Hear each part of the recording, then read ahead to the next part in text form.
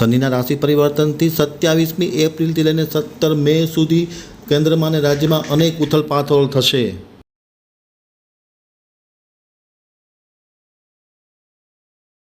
ગ્રહોના આધારે જોતા હજુ પણ સમય અનિષ્ટકારક છે।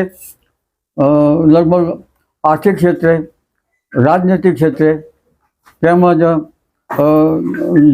જન સમુદાય ક્ષેત્રે અનિષ્ટકારક ગ્રહો તો છે જ।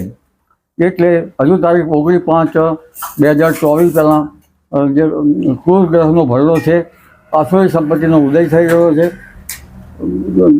તારીખ 29/3/2005થી જ્યારે શનિ મીન રાશિમાં આવ્યો છે, મીન રાશિની અસર પાણીની બાબતો હોય છે।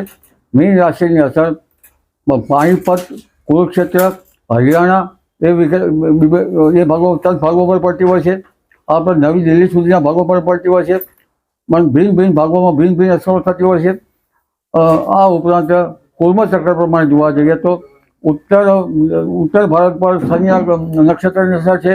તેનો વેધ છેક બાંગ્લાદેશના ભાગોમાં થઈને લંકા તરફના ભાગો તરફ જાય છે। આ ઉપરાંત જ્યારે ઈશાનમાં શનિ ગ્રહની અસરો થશે ત્યારે તેનો વેધ પણ લગભગ આપણા પશ્ચિમી સરહદો અને સૌરાષ્ટ્ર, ગુજરાત અને કચ્છના સીમાવર્તી ભાગો સુધી આવવાની શક્યતા રહે છે। એટલે તારીખ 19/5/2025 એક માસ હજુ સાચવવાનું રહે છે। ઓગસ્ટ માસમાં પણ હડતાળ આંદોલન વધારે થવાની શક્યતા રહે છે।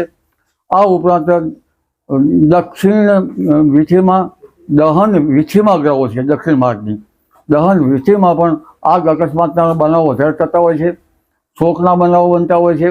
આ ઉપરાંત બ્લાસ્ટના પણ બનાવો બનતા હોય છે, જંગલમાં દવ લાગવાના પણ બનાવો બનતા હોય છે।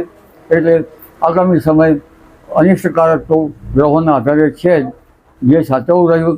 પણ જગત પર ગ્રહોની અસર થાય છે એટલે જગતના ગ્રહોની અસરમાં ભારત પણ બાકાત નહીં રહી શકે અને આસુરી સંપત્તિનો ઉદય જે નેગેટિવિટી છે એ વધારે છે।